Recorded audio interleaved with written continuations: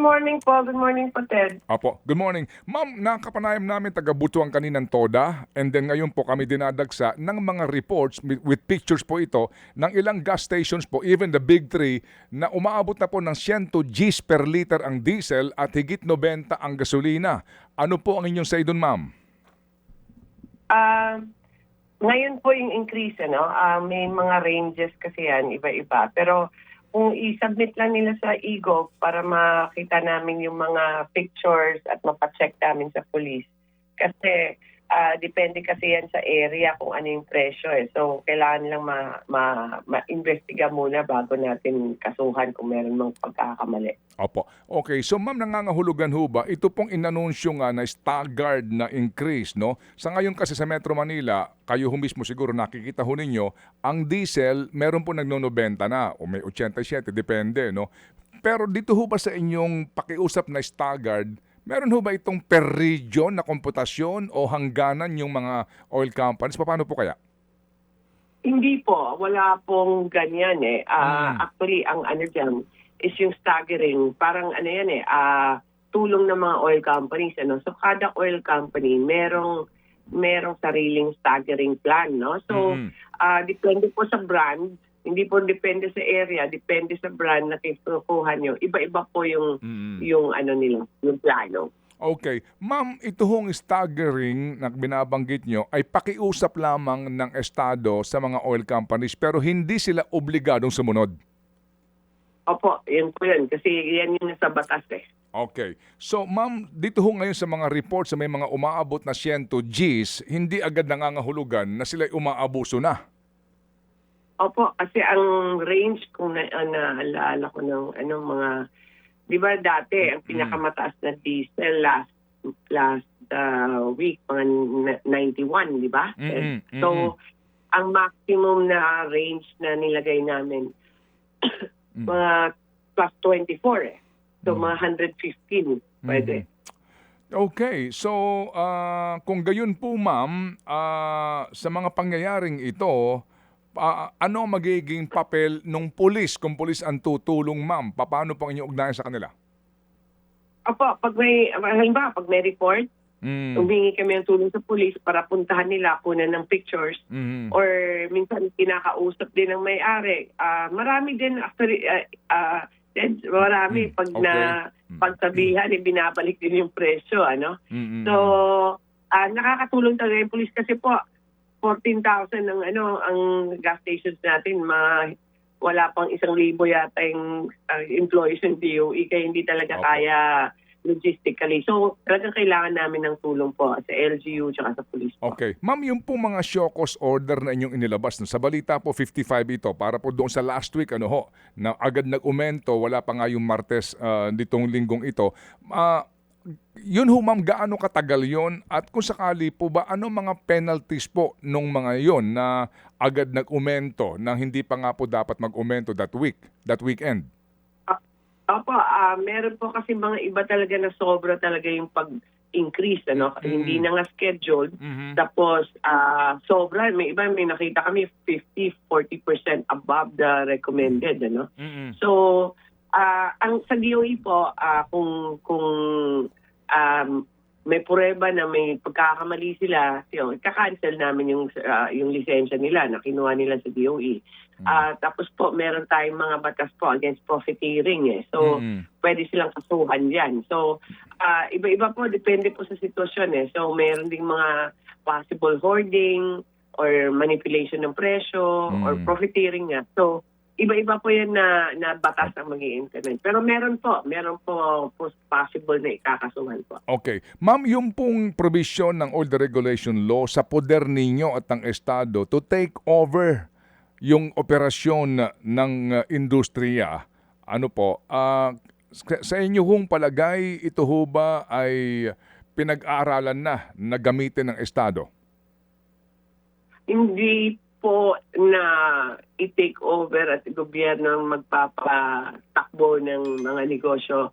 Hindi po namin po iniisip yan kasi hindi, dito siguro po more on regulation rather than take over. Hindi naman kasi hindi naman expertise ng gobyerno magpatakbo ng gas station or oil company. So, baka hindi makakatulong sa bansa, ano? Pero I think if ever kung meron ng emergency powers based on all the regulation law, siguro yung pag-monitor lang at pag-regulate po ng mga players natin. Opo. Sa panahong ito, ma'am, yung DOE, DOJ Task Force po, hindi pa ho ninyo kinukonvene ito?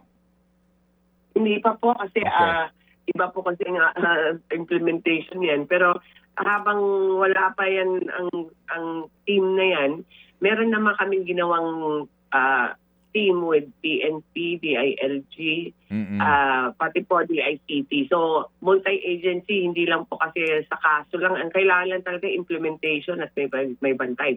No? Opo, okay. So, ma'am, ang importante ho din ngayon, meron tayong supply, no? Ito hong International Energy Agency, miyembro ho ba tayo dito? Kasi nagsasabi nga sila na sila po'y magpapakawala na po ng kanilang stock para makatulong sa mga bansa sa Asia. Opo, ibig sabihin yun, merong supply na parating ng ibang sources. Ano? So, magandang balita po yan. At I think ang tulong din yan, kumalma din yung industriya kasi international to, hindi to Pilipinas lang. So, kumalma din yung industriya para din may epekto sa availability ng supply at saka sa presyo din. Sana. Ang pinaka-importante talaga din na tama na itong gera na to kasi ang epekto sa atin malaki. No? Yes, ma'am. Yung nga po ang dasal natin lahat. Pero miyembro ho ba tayo nito? Kasi may binabagi sa report na ang makikinabang dito mga miyembro. I think hindi ko I have to check kung meron pa. Pero ang pagkakaintindi ko hindi naman ang availability lang pwede na sila magbenta. Yung mga, di ba may tinatago sila So may benta na nila yan sa buong mundo para ang 20% ng Middle East ay pwede nang matabunan ng kulang doon. So I think ang impact doon is not na magbebenta lang sila sa miyembro, ano? Magbebenta na sila. Okay. Kasi tinatago pa lang Okay. Opo.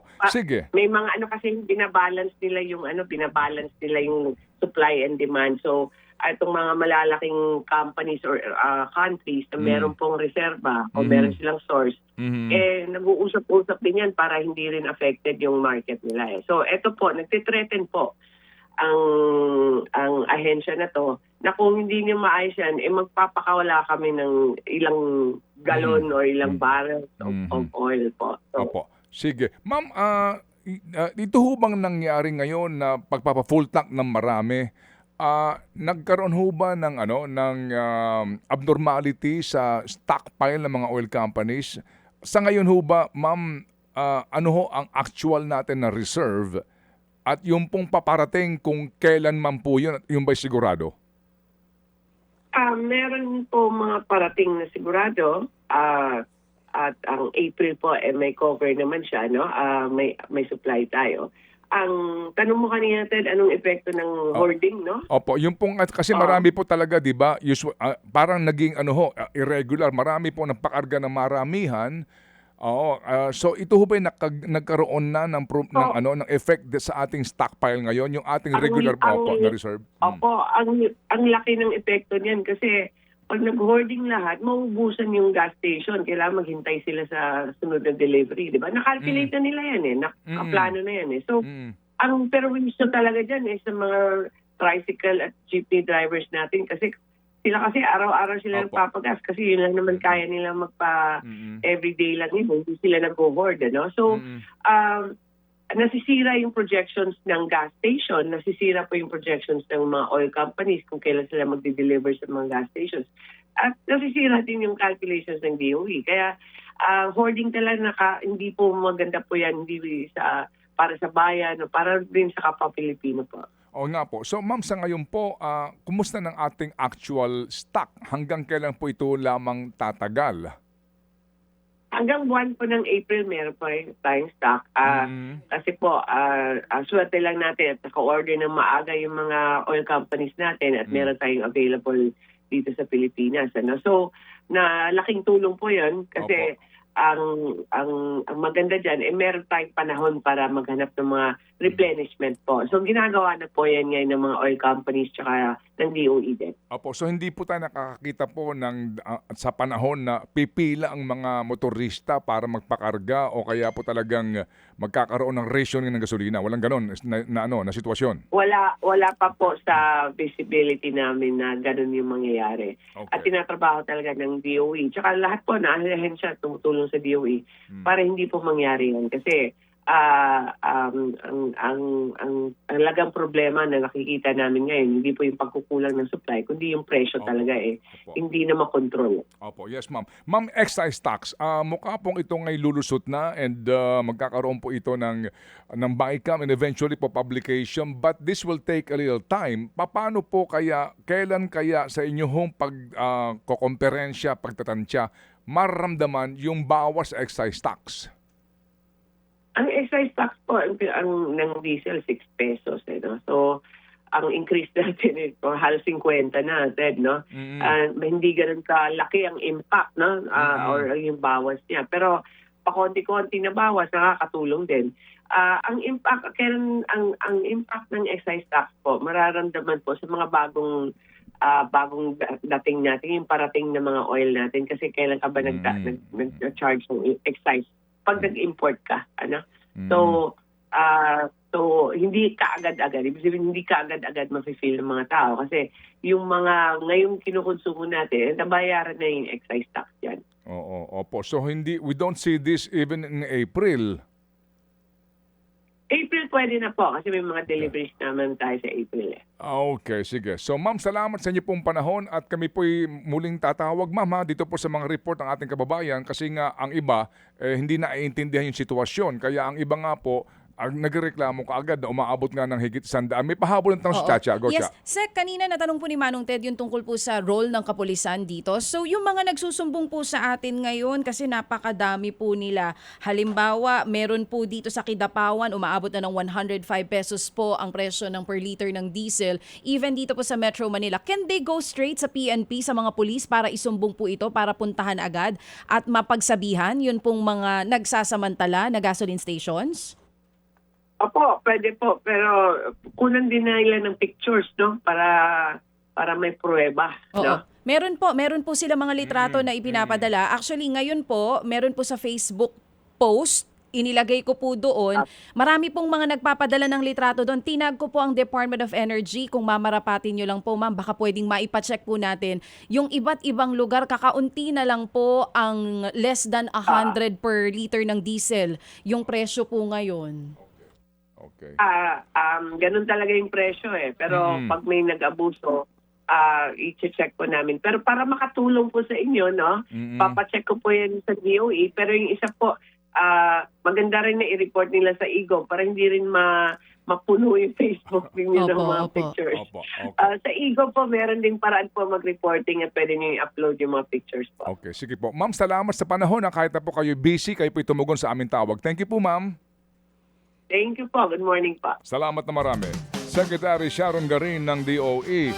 Mga kapatid, para sa iba pang mga balita at impormasyon, sundan niyo po kami sa X, Instagram, Facebook at syempre sa TikTok, True Network PH. Mag-subscribe din po kayo sa aming YouTube channel, True Network. May website din po tayo, truenetwork.ph. At pwede nyo rin po kaming mapanood sa Channel 19 ng aming True FM TV. Lagi pa rin makinig sa radyo dito po sa 105.9 True FM dahil dito, laging true sa'yo, kapatid. Dito tayo sa totoo, tunay at